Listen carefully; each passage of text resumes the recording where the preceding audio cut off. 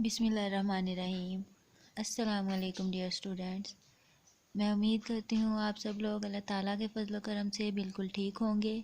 میں ہوں آپ لوگوں کے ساتھ ایجوکیشن پوائنٹ سے، جہاں میں آپ لوگوں کو 5ویں کی ورک بک سے اردو کا کام کروا رہی ہوں، جس میں ہم نے سبق نمبر 12 جس کا نام ہے ہم تمہارے ساتھ ہیں کہ الفاظ معنی پڑھے تھے۔ یہاں دیکھیں آپ کو نظر آ رہے ہیں، اور ساتھ ہی میں نے آپ کو یہاں یہ جملے کروا دیے ہیں۔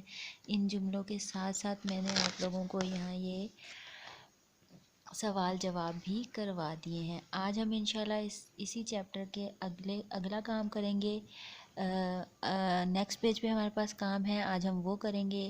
اور ساتھ ہی ساتھ مجھے کمنٹ میں پوچھا گیا ہے کہ آپ مجھے ورک بک سے صفحہ نمبر 19 کروا دیں، تو انشاءاللہ میں آپ لوگوں کو وہ بھی جلد از جلد کروا دوں گی۔ تو اس سے پہلے کہ ہم اپنے ٹاپک کی طرف جائیں، میں آپ لوگوں سے اتنا کہوں گی کہ اگر ابھی تک آپ لوگوں نے چینل کو سبسکرائب نہیں کیا تو جلدی سے چینل کو سبسکرائب کر لیں، تاکہ آپ کو آنے والی ہر نئی ویڈیو مل سکے اور روز کا نیا کام آپ لوگوں کو مل سکے، تاکہ آپ لوگ اس سے فائدہ اٹھا سکیں۔ تو اپنے کام کی طرف چلتے ہیں۔ یہاں ہمارے پاس اردو کی ورک بک کے صفحہ نمبر 3 پہ ہمارے پاس سوال نمبر 4 ہے، سبق کے مطابق کالم ملا کر جملے مکمل کریں۔ تو یہاں ہمیں کچھ جملے دیے گئے ہیں، ان جملوں کو آپس میں کالم کی مدد سے میچ کرنا ہے۔ تو یہاں ہمارے پاس کالم الف ہے اور کالم بے، یہاں میں نے آپ لوگوں کی آسانی کے لیے میچ کر دیے ہیں۔ تو یہاں ہے حاجی صاحب کا ایک ہی بیٹا تھا جو نہایت بدتمیز اور خود سر تھا، وہ ننھے کے نام سے مشہور تھا۔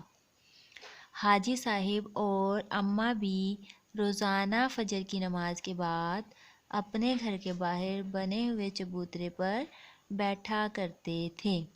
نمبر 3 پہ ہے، ایک دن بوڑھے میاں بیوی کسی کام سے شہر گئے، جہاں ان کی گاڑی کو حادثہ پیش آ گیا اور ان کی موت واقع ہو گئی۔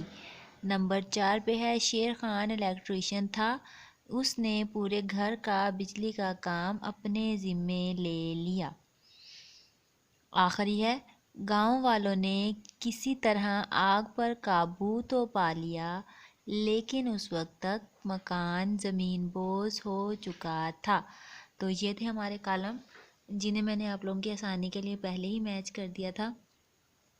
تو آپ لوگوں کو یہاں سے آسانی سے سمجھ آ رہی ہوگی کہ میں نے کیسے میچ کیا ہے، تو اس کو دھیان سے حل کریں۔ ساتھ ہی ساتھ ہمارے پاس یہاں پر ہے سوال نمبر 5 املا۔ تو املا کے لیے میں نے یہاں چند لفظ لکھے ہیں آپ لوگوں کے لیے، تو ان الفاظ کو ہجوں کے ساتھ پڑھیں اور یاد کریں، اور پھر زبانی لکھنے کی کوشش کریں۔ پہلا لفظ ہے الیکٹریشین، دوسرا ہے نہایت، تیسرا ہے نڈھال۔ نڈھال کے بعد اگلا لفظ ہے تدفین، تدفین کے بعد ہے پشیمان، پشیمان کے بعد اگلا لفظ ہے برتاؤ، برتاؤ کے بعد ہے انتقال اور اجرت۔ تو یہ تھے آپ لوگوں کی املا کے الفاظ۔ تو ان الفاظ کو اچھے سے یاد کریں اور زبانی لکھ کر سمجھنے کی کوشش کریں۔ آگے ہمارے پاس ہے سوال نمبر 6، دیے گئے محاورات جملوں میں اس طرح استعمال کریں کہ محاورات کے معنوں میں فرق واضح ہو جائے۔ تو یہاں ہمارے پاس محاورات ہیں، تو ہمارے پاس پہلا محاورہ کیا ہے، جی للچانا۔ نہیں، محاورہ ہمارے پاس ہے منہ میں پانی بھر آنا، جس کا معنی ہے جی للچانا۔ تو اس محاورے کا جملہ ہمارے پاس ہے، بریانی دیکھ کر علی کے منہ میں پانی بھر آیا۔ تو اس کے بعد اگلا محاورہ ہے منہ سے پھول جھڑنا، یعنی کہ خوش اخلاقی سے بات کرنا۔ تو اس کا محاورہ ہے، علی جب بھی بات کرتا ہے اس کے منہ سے پھول جھڑتے ہیں، یعنی کہ اس کا مطلب یہ نہیں ہے کہ واقعی اس کے منہ سے پھول جھڑنا شروع ہو جاتے ہیں، پھول گرتے ہوئے دکھائی دیتے ہیں۔